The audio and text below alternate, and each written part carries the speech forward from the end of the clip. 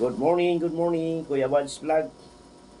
Magandang umaga po, Luzon, Visayas, Mindanao. Isa na mapagpalang umaga po. Shout out sa inyo lahat dyan.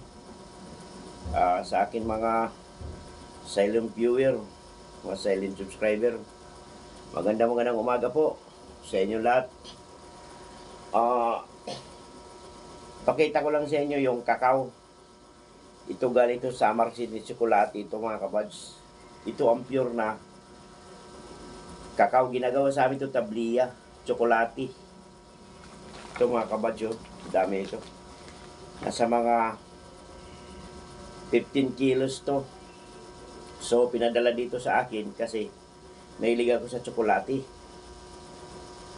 Pag mayroong ka daing tuyo, masarap ito mga kabads. Itong ginagawang champurado, pure na pure ito mga kabads to. So una, nung napitas ito, binibilad dito. Matamis ang yung buto. Yung iba, tinatapon lang ng mga bata ito. Pero ito ang tsokolate na pure. So sasangagin ko ito mga kabads at ipapagiling ko sa palengke. Ang iba nito, kung mayroong bumili o kay pamigay ko ito. So shout out dyan, good morning kay Ma'am Maria sa vlog. Lauren Iban, channel na USA, may shout out. Good morning.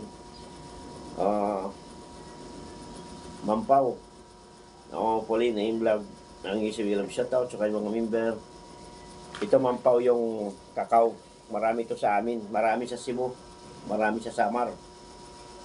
So ito, pagkatanggal nito sa buto, ibibilad ito, ibibilad. Tapos tatanggalan yung panit, tapos bilad uli. Tapos sasangagin ito. Yun ang excuse me, tapos pagiling ito, yun ang tsokolate. So maraming magagawa nito. Champurado. Tapos kung kakain ka sa umaga, ito ang pinaka-kape mo. Pure na pure ito, mga kabads. Igalab shout out dyan kay Lex TV, International Trackers, igalab shout out. Ate Ruby, igalab shout out. Kay Ma'am Rose, igalab shout out. Kapitana, good morning, igalab shout out. May idol, alter ego, igalab shout out. Marami itong mga kabads. Ito, pure na sikulati na kung tawagin sa amin ay kakao, kokwa. Marami ito. Meron pa dito plastic. So ito ang ginagawang talaga chocolate, yung Tolberon, lahat ng mga chocolate na mga candy yun ang ginagawa. Ito wala itong halo. Pure na pure ito mga kabads. So ito siya, ang dami.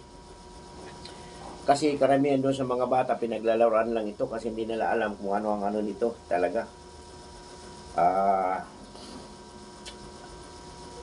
Hindi nila alam na masarap ito. Ang pagtsikolate nito, gawa ng tsokolate, yung bilog na tawagin sa impactidor, inaano ito siya.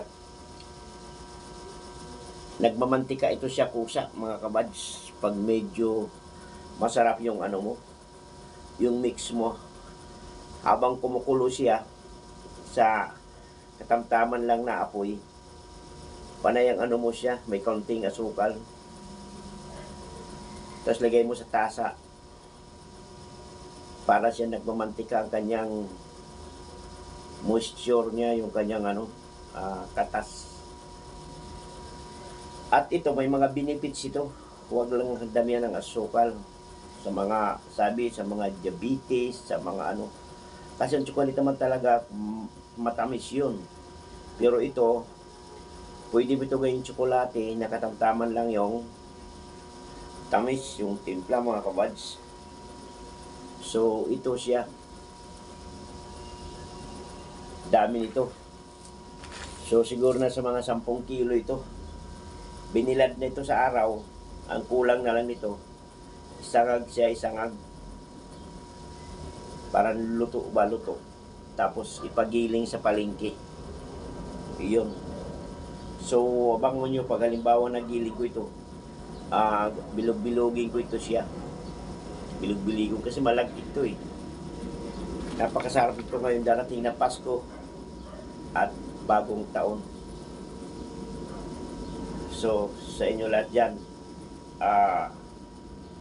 paki-like and subscribe, paki-pindot ng notification bell, paki-share ng kakao na tsokolate na pinaka puro siya, walang halo. Mga kabads, the best. Di po ba? So, thank you. Magandang umaga po sa inyo lahat. Yun. Ang kakao ni Kuya Buds and tsokolate. Sarap ito sa daing na tanigi. Kahit anong daing. The best dito mga kabads. Lagang. So mayroon pa ito dito.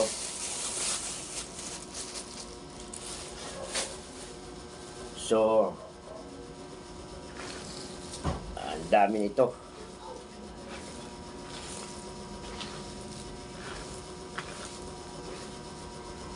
Yun.